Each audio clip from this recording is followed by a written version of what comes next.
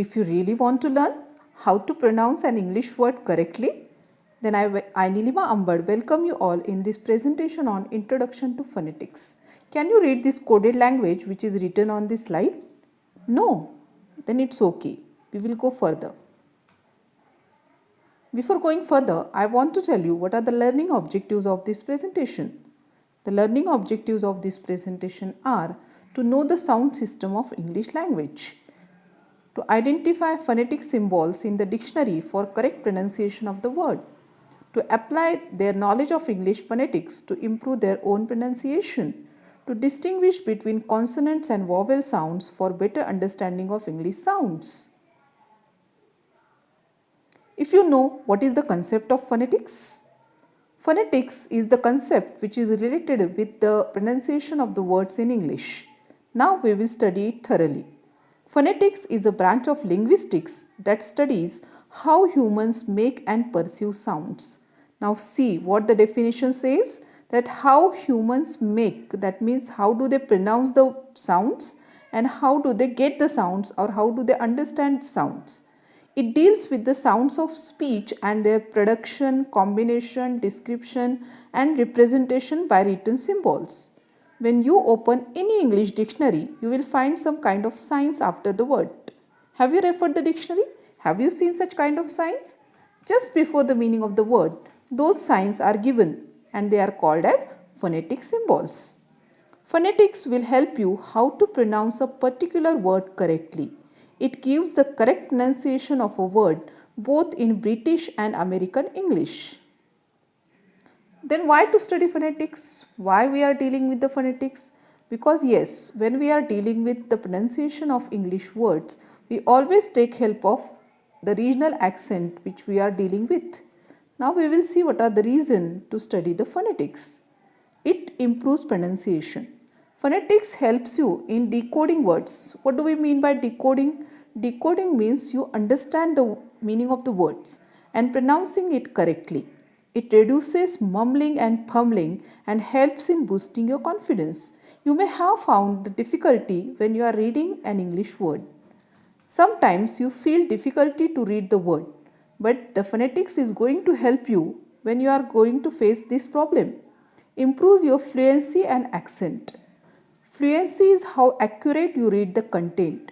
Phonetics inculcate a skill of decoding a word and recognizing it with the sound, which with practice improves the fluency and the accent. You may have gone through these concepts of fluency and accent. It means whenever we are speaking English, there are not unnecessary pauses when we are dealing with the concept of fluency. And the accent means the way how do you pronounce the word.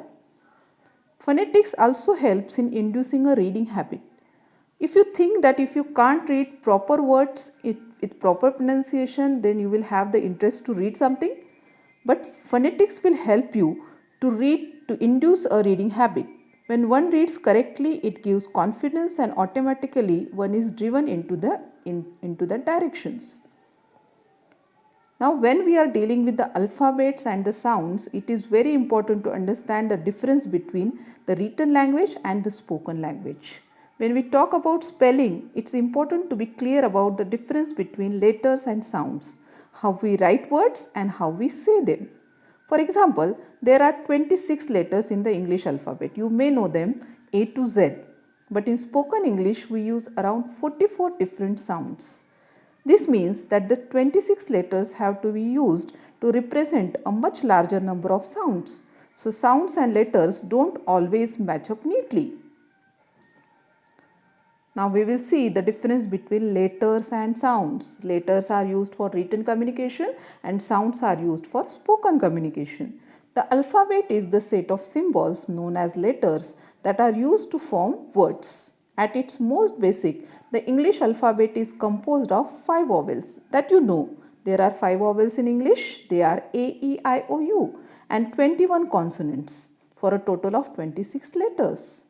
Despite there being just 26 letters in the English language, there are approximately 44 unique sounds, also known as phonemes. The 44 sounds help distinguish one word meaning from another. Various letters and better combinations known as graphemes are used to represent the sounds. The 44 English sounds fall into two categories, again vowels and consonants. Now, why do we need to study phonetics? Because we need to study the problems which we face when we are dealing with the English words. The problems, areas of sound and spelling inconsistencies. The problems in sound and spelling of English can be grouped under the following headings. Number 1, the same letter does not always represent the same sound.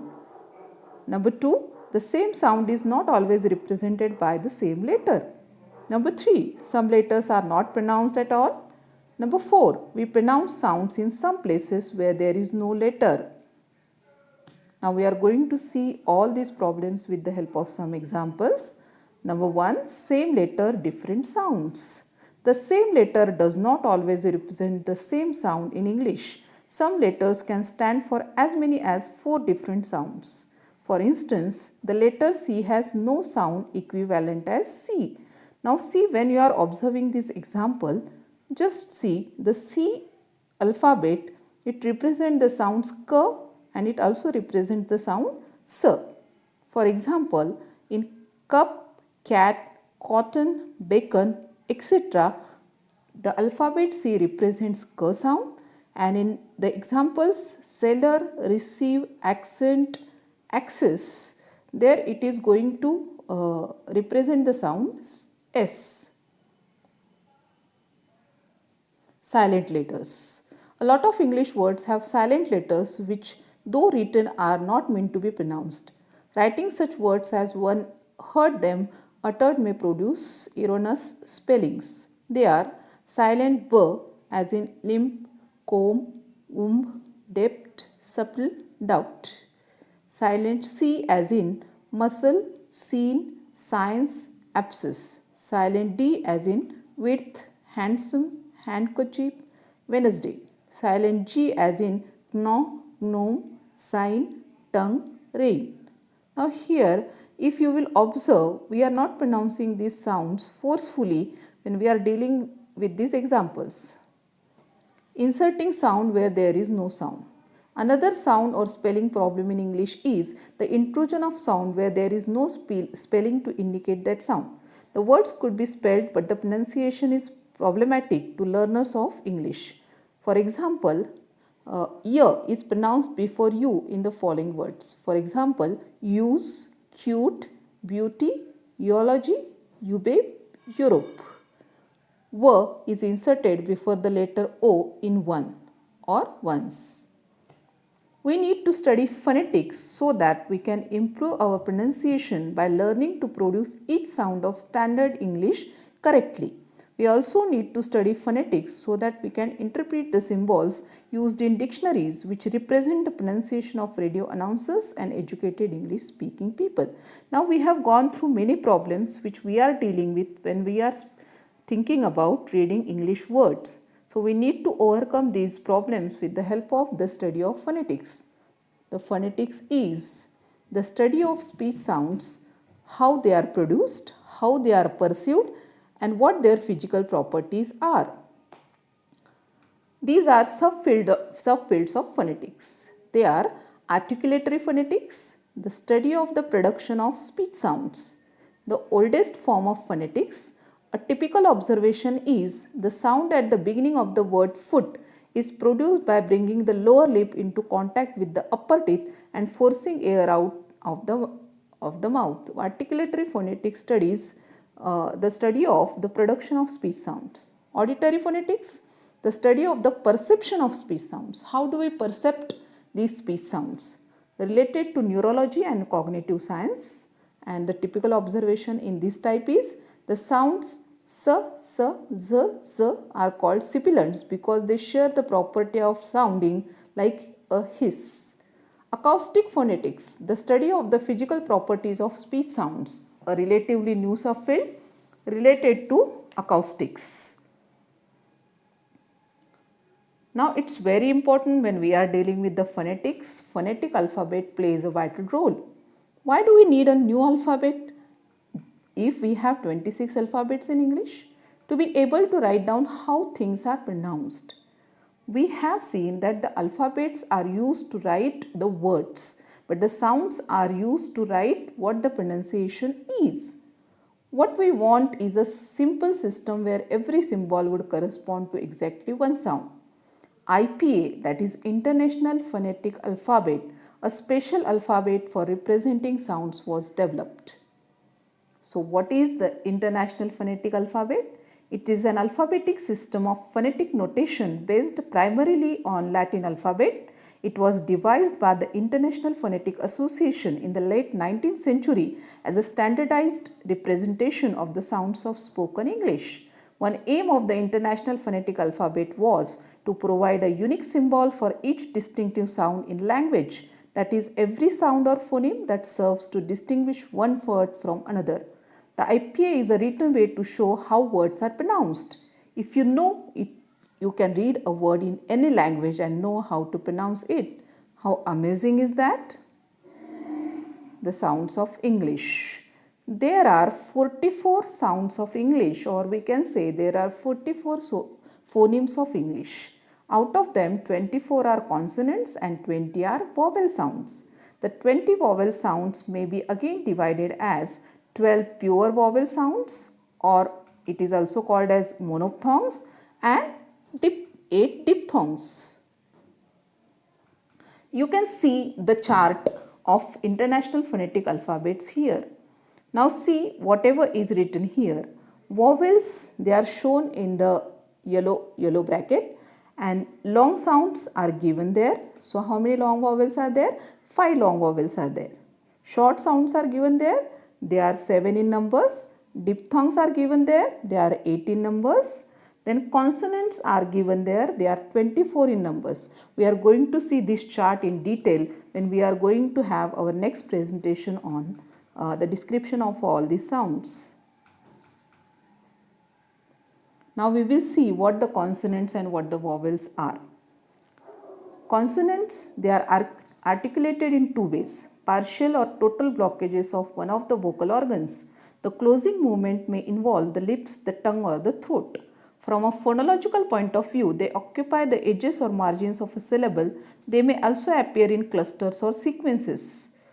Some consonants involve the vibration of the vocal cords. They are voiced consonants, and others have no vocal cord vibration. They are called voiceless consonants. Some sounds may be confused as they are articulated in the same way as vowels but function in the language as consonants. For example, y and v. These two consonants are sometimes described as semi-vowels. Vowels. The vowel is a sound in the production of which the air stream does not meet an obstruction and there is no noise component. Vowels are classified according to tongue height. It is classified as high, mid, low.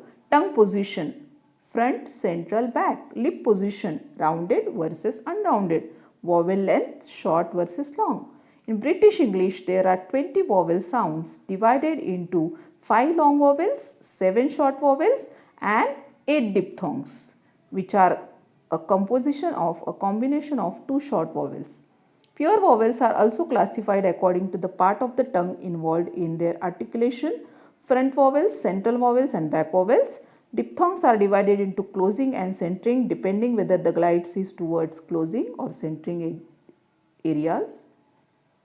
Now why is it needed to study the phonetics? Because we are dealing with the introduction of phonetics.